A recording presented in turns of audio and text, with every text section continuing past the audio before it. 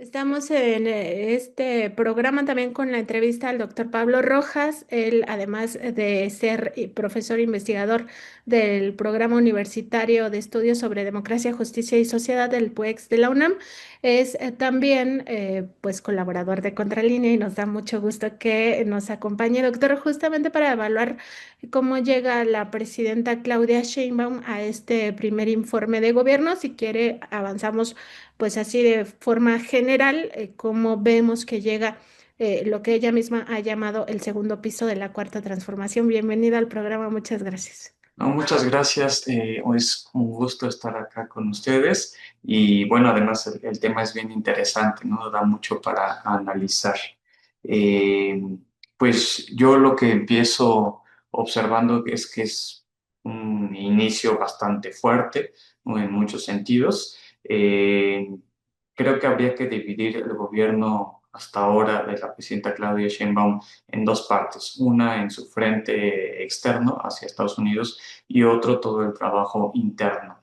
Digamos que los principales problemas justamente vienen de su relación con Estados Unidos y pues las relaciones diplomáticas con Donald Trump. Sin embargo, en términos de la política interna, pues es una fortaleza muy grande, ¿no? Por un lado es la herencia que deja el expresidente Andrés Manuel López Obrador, pues de un primer piso sólido en términos de política social, de inclusión. Durante décadas, pues el neoliberalismo había excluido a las clases populares completamente, tanto de su política pública como de la toma de decisiones. Y bueno, lo que se va recibiendo es pues un proceso de reinclusión o de reincorporación y por el otro lado pues cosas muy nuevas, ¿no? Que van desde pues tener que administrar, aplicar la reforma judicial, ¿no? Y vivir las primeras elecciones de la Suprema Corte y de todos estos cargos tribunales, hasta pues pasar con nuevas acciones, ¿no? Que van, bueno, si gustas lo podemos desglosar más adelante, pero van desde pues el apoyo a la vivienda, la reforma pues a estos programas de construcción de vivienda, también pues el tema educativo, vemos que es la construcción de lo que empezó siendo como el Instituto Rosario Castellanos, después pasó a ser universidad y ahora ya la convirtió en una universidad de carácter nacional que aspira a tener una sede en cada uno de los estados y que ya tiene una matrícula de alrededor de 77,000 estudiantes, la eliminación de este examen del COMIPEMS, los programas sociales nuevos, ¿no? Que incluyen ahora al sector de mujeres de 60 a 64 años y bueno, muchas acciones, política pública, infraestructura que podríamos ir delimitando un poquito más adelante. Y doctor, justo sobre esto que decía de cómo también podemos ver estos primeros 11 meses de gobierno, porque el informe pues lo entrega un mes antes de que cumpla el año. Me gustaría profundizar en esta parte hacia el exterior, porque generalmente cuando hablamos de informes de gobierno siempre pensamos solo en lo interno, pero aquí el factor Donald Trump ha sido muy importante, incluso pues aceleró este proceso que ya traía a México como una inercia del propio gobierno del presidente López Obrador de fortalecer aún más el mercado interno. De hecho, ella pues ya tiene su programa, digamos que lo presentó incluso en su candidatura de el Plan México.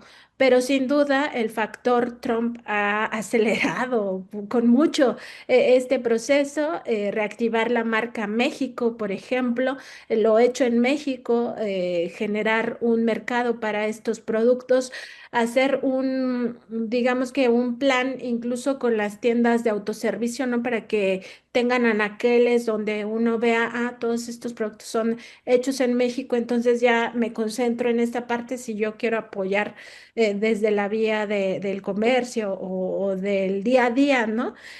¿Cómo podemos evaluar esta parte en el impacto hacia el interior, o sea, el factor Trump Sí, hacia el interior? sí, pues No sé, yo creo que mucha gente coincidiría en que el principal reto no es la oposición interna, no, no es el PRI o el PAN, que efectivamente están muy vapuleados. El PRD ya desapareció en las últimas elecciones y además ella llegó con pues, un porcentaje mucho mayor de lo que incluso llegó López Obrador en 2018. Son casi 6 millones de votos, ¿no? De diferencia. Entonces eso la posicionó en mucha solidez y legitimidad. Digamos, ella tiene un estilo distinto al de López Obrador, pero hay una continuidad clara, expresada, sostenida. Y el factor Trump efectivamente es el gran pues, obstáculo. Él empieza en enero, es decir, casi a la par, apenas por unos meses del mandato de la presidenta. Y pues lo primero que llegó, no solo con México, con el resto de países, ha sido pues esto que conocemos como los aranceles, pero también su ofensiva contra la migración. Ya sabemos que lo que hizo en su primer mandato, colocar a los migrantes como el principal adversario para tratar de pues satisfacer las demandas de sus bases electorales. Y pues ha sido bastante complicado. Estuvieron a punto de tener un encuentro hace poco y fue frustrado por las mismas vaivenes del trumpismo y pues lo que ha hecho es tratar de colocar a México contra las cuerdas para disminuir toda esta legitimidad que está cargando y que pueda subordinar a la presidenta, ¿no? Cosa que no ha sucedido justo por la solidez interna, la desarticulación de la oposición, que aunque clame por la intervención, ya vemos ahí a Lili Telles, pues sigue siendo, pues dependiendo, ¿no? De la fuerza de Estados Unidos. La presidenta ahora las mediciones no la han bajado del 60%, algunas pasan al 68,4%, unas incluso rebasan el 70% de aprobación, entonces digamos que eso no la ha descolocado. Sin embargo, ahora con esta agenda que es de todo el mundo conocida, para tratar de decir que los migrantes y México son la fuente del narcotráfico, así como otros países latinoamericanos, como en el caso de Venezuela, pues está tratando de llevar a una narrativa intervencionista. El caso del juicio a El Mayo Zambada, pues no es tratar de ir no es otra cosa más que tratar de ir perfilando pues un relato que diga, no, en México todos los políticos de todos los colores están pues sostenidos por el narcotráfico y entonces pues esto debería de garantizar una intervención, sea con drones, sea mandando a la aldea, sea a partir de la política policial, en fin. Lo que ha logrado la presidenta en términos de los aranceles pues es aplazar pues los aranceles más rigurosos, más nocivos durante 90 días. Eso no es una victoria completa, es una victoria parcial. Pues es desafortunado, ¿no? En muchos sentidos porque esto que sabemos sobre la herencia de la dependencia de México a la economía estadounidense es muy grave. O sea, la presidenta no sé si lo quisiera o no lo quisiera, pero aunque quisiera, no podría decir, no saben qué, pues se aguantan y nosotros también le subimos los aranceles y llevarlo a otro plano un poco más ríspido, como ha sucedido con el caso de Luis Ignacio Lula da Silva.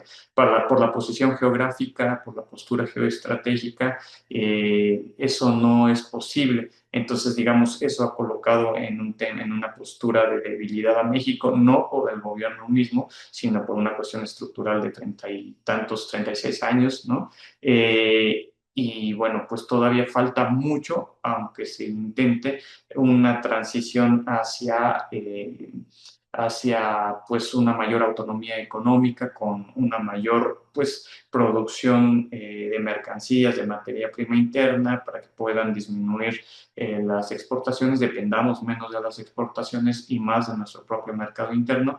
Y yo sí soy de los que tienen la postura de que no es posible ahora abrir un mercado tan amplio con China o con los BRICS Sin embargo, pues sí sería bueno comenzar a indagar caminos, rutas comerciales que permiten diversificar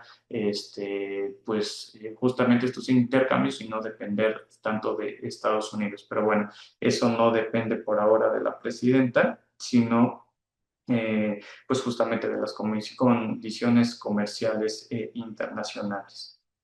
Sí, y bueno, también qué importante ver el factor Trump desde el lado de la migración, porque parte también de la respuesta que se ha tenido que dar es cómo se recibe a estos mexicanos y mexicanas que son deportados, que finalmente no ha sido tan masivo como era la amenaza del presidente estadounidense, pero finalmente se han tenido que generar incluso estos digamos, campamentos en la frontera, primero en la frontera norte, ahora ya trasladaron algunos a la frontera sur, y eso al final es recursos, ¿no? O sea, recursos públicos que pudieran destinarse a otros temas, que pues también la atención a nuestros connacionales, a nuestros migrantes, pues es urgente, ¿no? Entonces, también importante revisar cómo se hizo toda esta estrategia para darles un apoyo en lo que consiguen un trabajo o esta tarjeta para que viajen, que al final también es parte de la emergencia Trump, ¿no?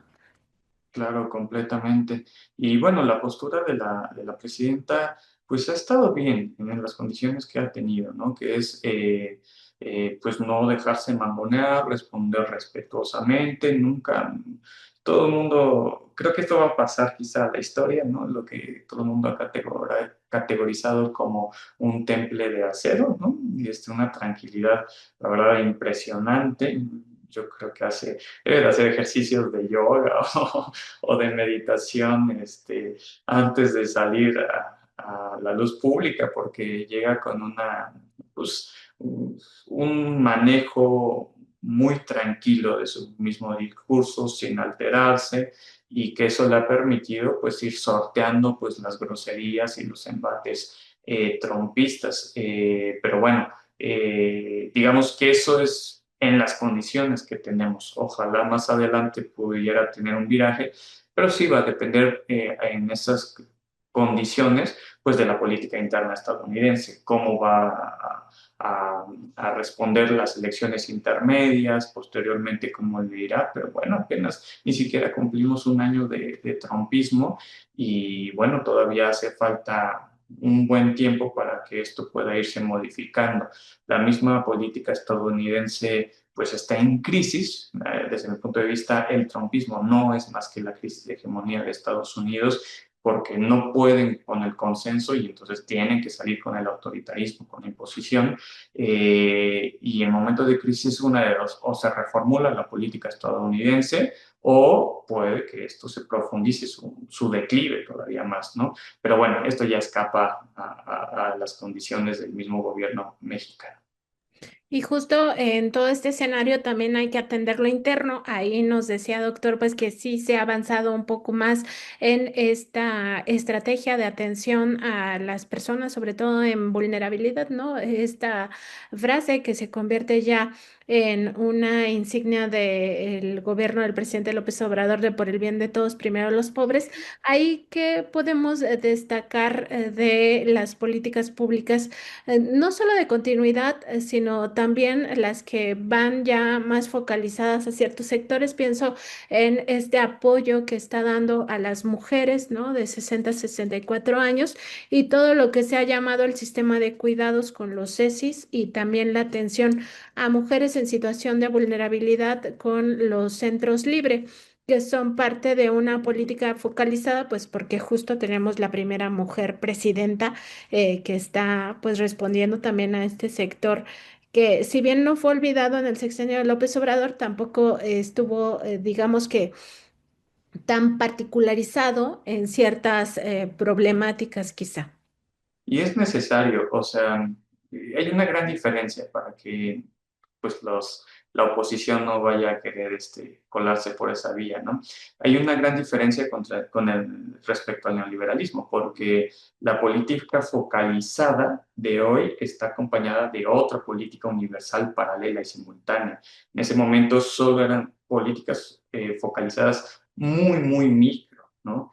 La diferencia es, primero López Obrador pone, pues justo el primer piso con universalizar los programas. ¿Qué quiero decir con esto, no? Focalizar es justo concentrarse en ciertos sectores. Entonces, acá lo que se hizo fue que no solo unos sectores de las personas de tantas edades que cumplan ciertos niveles de ingreso pueden acceder al apoyo. No, no, no. Que es todas las personas que cumplen con el criterio de edad o con el criterio de estar estudiando, tal rubro o tal nivel educativo, pueden acceder. Eso es la condición de universalidad. Ahora, Doctor, si me lo permite también ujú, hacer esta diferenciación, porque claro, muchos ujú, de la oposición podrían decir es que antes también había programas focalizados. Sí, ujú, la diferencia era que tampoco eran directos, ¿no? Porque los ujú, apoyos iban a organizaciones, sobre todo, que se quedaban con una parte del recurso. De hecho, el presidente pues lo decía muy claramente, ¿no? Llegaba con piquete de ojo, si es que llegaba algo. O sea, ujú. mucho de este recurso en realidad nunca llegaba a las personas en vulnerabilidad. Sí, completamente. Y además es ahora programas universales y focalizados. Y así debe de ser. Bueno, al menos está dando resultados y unos resultados bastante interesantes. Lo digo en dos sentidos. En términos universales, pues es un gran logro que comienza con López Obrador y es continuidad con Claudia Sheinbaum el hablar de la salida de 13.4 millones de personas. En 2018 había 41% de la población en situación de pobreza y en 2024 ya se alcanzaba el 29.6%, es decir, una disminución muy importante, ¿no? Y la pobreza extrema también bajó, ¿no? De 8.7 millones de personas en pobreza extrema a 6.9, es decir, casi una reducción de 1.8 millones. Y efectivamente, digamos, si esto en términos universales está rindiendo frutos y además se está continuando, a la par, la idea de la política focalizada hacia los sectores femeninos me parece pues una condición de justicia histórica, ¿no? O sea, no hay forma. Yo sé que hay una crítica permanente, ya no sabemos la cantaleta de siempre, pero no hay forma de negar que las mujeres también tenían que ser representadas dentro de la política pública. Es decir, si se me permite hacer un paréntesis, la representación política no solo se da en términos electorales, como ha querido hacer la teoría política neoliberal, creer que la representación solo se llega por medio del voto. La representación política también se consigue a través de las políticas públicas. Y entonces la representación que se hacía en el neoliberalismo era de políticas públicas enfocadas a los grandes capitales, es decir, el FOBAPROA, las privatizaciones, los rescates bancarios, todas estas cosas iban encaminadas a representar un sector muy específico. Ahora, la apertura implica incorporar y representar en el Estado a otros sectores que no estaban siendo representados, ¿no? En este caso, las mujeres no habían sido contempladas en esa magnitud y efectivamente, bueno, está lo que tú mencionabas, o usted, no sé, mencionabas sobre el tema de los programas sociales, ¿no? De esto de el sistema de salud y de cuidados, pues es central, por lo que ella misma ha dicho y han dicho las feministas durante décadas, que es el trabajo de cuidados en el hogar también es un trabajo y lo sabemos quienes vivimos solos y tenemos que hacernos cargo de nuestra comida, de ir a comprar la comida, luego ir a cocinar, de hacer la limpieza, de cuidar a los hijos y a las hijas. O sea, es todo un trabajo muy grande que requiere, pues, poner atención para que no se piense que solo el trabajo es ir a laborar a un centro fuera de la casa. Ahora, también hay otros rubros, como decíamos sobre el tema de salud. Se han construido 31 hospitales nuevos, 12 centros de salud. Dicen que se están construyendo 20 nuevos hospitales también. Y bueno, en términos de vivienda, pues según los datos oficiales, se ha construido en este año 200.000 nuevas viviendas y con la intención de alcanzar 1 millón de hogares también. Y bueno, además las becas también, digo, están encaminadas a los niños, adolescentes, pero obviamente esto fortalece a las familias en su conjunto, estas becas de Rita Cetina, las becas para estudiantes de secundaria, la salud casa por casa. Esto, pues según nuevamente las cifras oficiales, está llegando a 82% de las familias mexicanas, lo cual pues es impresionante, ¿no? Ahora, también en términos pues de relaciones diplomáticas es interesante, algo que hay que resaltar, que todavía está embrionaria allí germinalmente, pero pues acuerdo que se hizo con pues, el primer ministro de Belice, John Briceño, y el presidente Bernardo Arévalo de Guatemala, de tratar de construir un corredor biocultural de la selva maya, también es bien interesante y va posicionando a México nuevamente en un liderazgo regional, nuevamente opacado por Estados Unidos. Sin embargo, pues fue bien interesante, ¿no? Mientras Trump no da una en política internacional, pues México por fin empieza a tener un posicionamiento más respetable. Obviamente, esto en términos de política pública es avance y universalización de la representación política. Ya no es una política parcial, sino una política general que le da estabilidad y gobernabilidad al país. Ahora, eso en términos políticos tiene ciertos retos todavía. No quiero que se vea todo como ya todo está perfecto. Hay muchos retos, tiene que ver, irse pensando en cómo va a salir la reforma electoral, que va a ser muy importante, qué va a pasar con la Suprema Corte de Justicia y en términos ya estrictamente electorales también, pues qué va a pasar de cara a 2027. Sabemos que el talón de Aquiles de los gobiernos en general son las elecciones intermedias. Vamos a ver qué tanto se mantienen las mayorías legislativas y qué tanto también puede esto garantizar la gobernabilidad ya en un segundo tramo. Yo sé que aún falta para 2027, pero bueno, ya estamos a 3 meses y medio de acabar el año, entonces 2026, a mediados de 2026 ya vendrá esta efervescencia electoral, entonces ya tampoco está tan lejos. Sí, por supuesto. Y también, doctor, ya para finalizar este análisis, pues preguntar, y sí, voy a hablarte de tu también porque es Sí, raro. por favor, Eh, somos muy jóvenes todavía. Pues justo, eh, la presidenta llega con fortaleza, sin duda, a este primer informe, pero también llega con una oposición aquí en México. O sea, si bien podemos advertir que el PRIAN está desdibujado o de alguna manera vapuleado, como es la palabra que utilizaste hace rato, pues finalmente también hacen daño, ¿no? O sea, digo, no es como que están totalmente dormidos, sino que sí buscan afectar de alguna manera los resultados y entre esa afectación, pues está una parte que ya también debemos de visibilizar como parte de la oposición, que es la mediática. Ahí ¿cómo podría fortalecerse todavía más, digamos que la difusión de todos estos avances o cómo fortalecer la comunicación?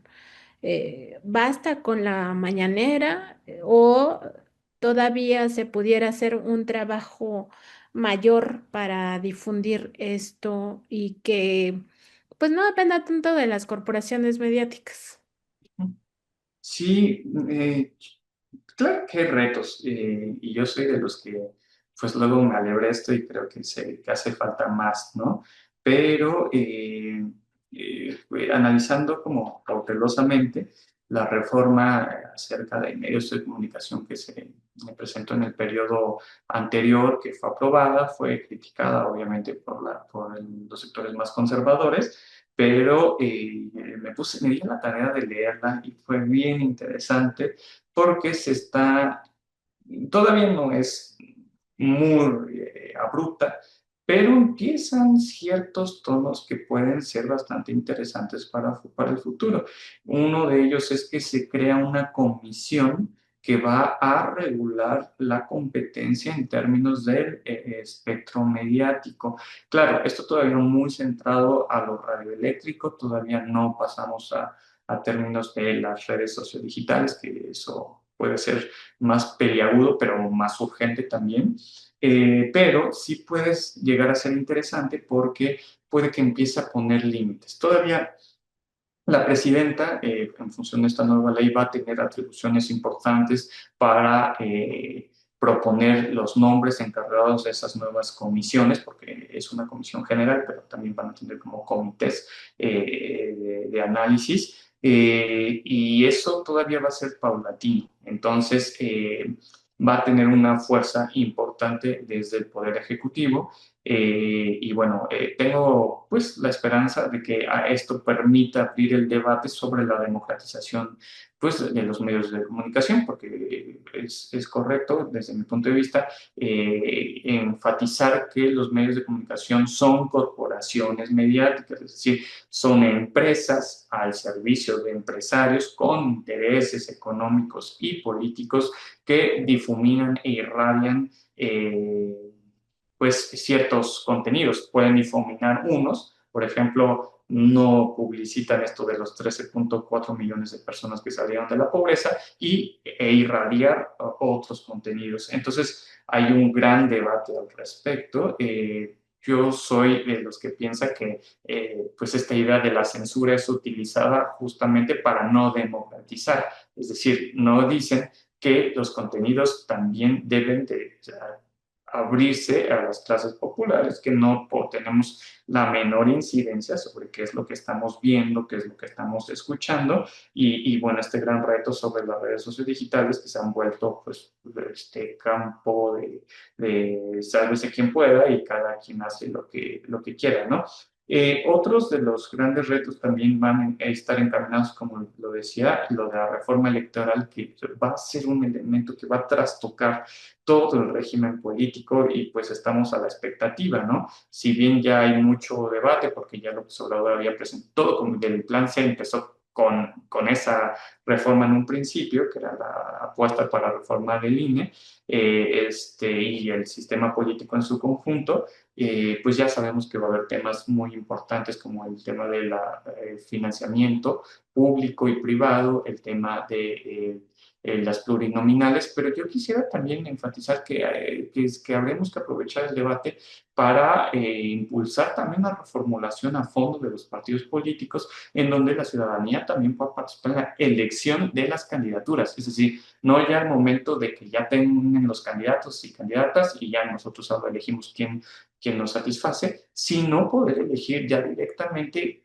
las bases militantes a qué candidaturas quieren. Fue una experiencia muy interesante las pasadas elecciones judiciales porque es la primera vez que hubo una elección general sin partidos políticos y no fue un fracaso como quisieron hacer ver, fue algo bien interesante porque la gente se tuvo que poner a estudiar y entonces sí podemos incidir en una reformulación de los partidos políticos. Y bueno, finalmente cerrar esta parte de la intervención diciendo que México es bien interesante y parece como bien Contreras, ¿no? México Contreras, porque mientras el resto de América Latina a finales del siglo pasado tenía un ciclo de impugnación al neoliberalismo con gobiernos de izquierda y México seguía estando a la derecha, ahora que se está derechizando todo el panorama, ahora México se queda como la laguna de izquierda. Esto puede influir, ¿no? Yo llamaría justo al partido gobernante a no confiarse, ¿no? Porque todo está muy recargado sobre la figura presidencial, pero pues hay muchas grietas que se les van escapando, ¿no? En sus contradicciones que son normales, existen. Sin embargo, no hay espacios de discusión donde ellos permitan pues saber que va a continuar ellos, los partidos políticos, especialmente el partido Morena, que es ahora el gobernante, debería de estar pensando a largo plazo. La presidenta cumple con su papel gobernando, pero deberían ellos saber preparar los pilares sólidos para algo más a futuro. ¿Por qué? Porque el peligro internacional es la ultraderecha, o sea, se están restringiendo los derechos. Afortunadamente aquí no ha pasado por sus condiciones históricas propias, pero no estamos exentos. Ya ayer, bueno, ayer, antier, en estos días ya se hizo oficial demasiado prematuramente algo que ya sabíamos que iba a pasar, que es un Ricardo Salinas Pliego con un perfil trompista, ultraconservador, antiderechos, grosero, convocando a articular alrededor de él una quiere él una candidatura presidencial para 2030, que es muy adelantado, pero bueno, él ya está tratando de posicionar eso y no es descartable. O sea, si Eduardo Verástegui no hacía ni cosquillas, Ricardo Salinas Pliego ya empieza a ser un riesgo mucho más grande y no hay que desdeñarlo, ¿no? Porque eso les pasó a quienes se confiaron con Bolsonaro, se confiaron frente a Milei, se confiaron frente a Trump y bueno, ya estamos viendo los resultados. Y esto pues no solo toca, digamos, a la persona que comanda la presidencia, tiene que ver con un amplio espectro de lo que hoy conocemos como las izquierdas institucionales. Pues sí, importante también esta reflexión de cara al futuro y de cara también a la formación de cuadros, que en eso pues también debería de estarse ocupando el partido Morena sobre todo. Doctor, un comentario final, ¿con qué cerramos esta entrevista? Híjole, ¿con qué podemos cerrar? Yo cerraría justo con esta parte que venía hilando sobre no confiarse, ¿no? Eh, y aprender a escuchar las posturas autocríticas que implican necesariamente una apertura de espacios de debate, ¿no? Porque lo estoy diciendo para el grupo gobernante, ¿no? Desde luego. Y